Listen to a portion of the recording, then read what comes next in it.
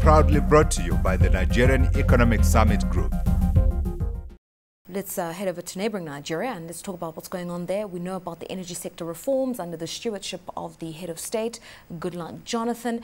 Paul Hinks is CEO of Symbion Power, and he had his voice to add as to the whole process of energy sector reforms. It's very impressive. I would say that the reform roadmap and the process, the program, and the way it's being handled I could only describe it as first class and world class. All right, and of course, there were some headlines in the papers today of some of the reserve prices coming out at about $500 million for some of those distribution companies. Many people are saying that that's overvalued and that might scare away some investors. Are you scared? No, not at all. And I don't think it's any surprise that a seller has a higher valuation than perhaps a buyer has. I know that when people sell cars, they always have them priced higher than the guy who wants to buy the car. So nothing surprises me in this regard.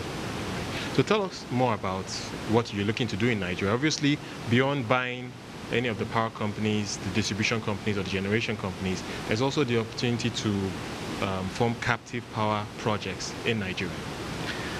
Yeah, I mean, for years, American companies have not been prevalent in Nigeria in any great form. There's been a lot of manufacturing companies like GE and Procter & Gamble and people like that here. But companies like ourselves have not been, they've been noticeable by their absence. In the last 2 years, I, for one, believe that the investment climate in Nigeria has changed dramatically.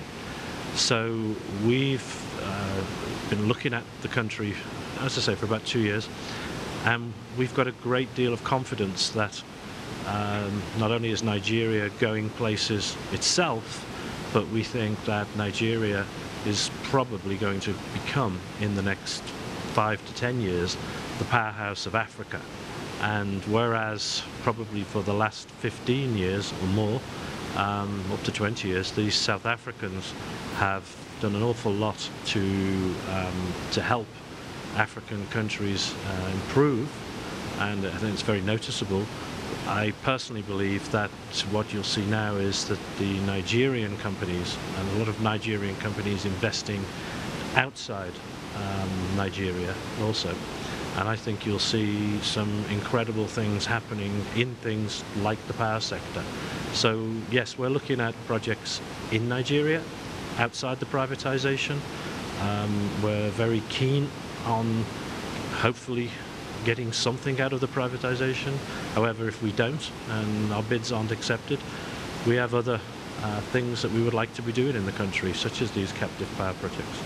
Talk to us a bit about your experience elsewhere and compare that to the Nigerian market. I know you're invested in some other countries like Tanzania.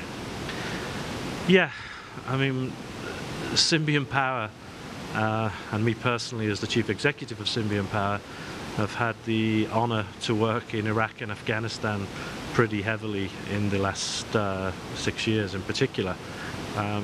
So having the opportunity to work again in my life in Africa, in places like Tanzania and Nigeria, it's almost like going on holiday compared to those places. And I heard this morning people talking about terror threats in the hotel, and it brought back the days of when I was in Baghdad and we had terror threats every day in the hotels.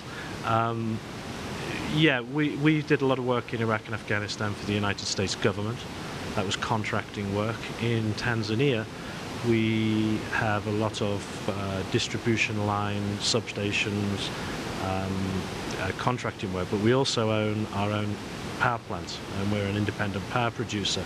We have a 120 megawatt gas-fired power plant, and it's currently being expanded to 317 megawatts, and we are in discussions with the Tanzania government to expand all our power production facilities in Tanzania to about 900 megawatts during the course of the next 2 or 3 years. Those discussions are not yet finalized.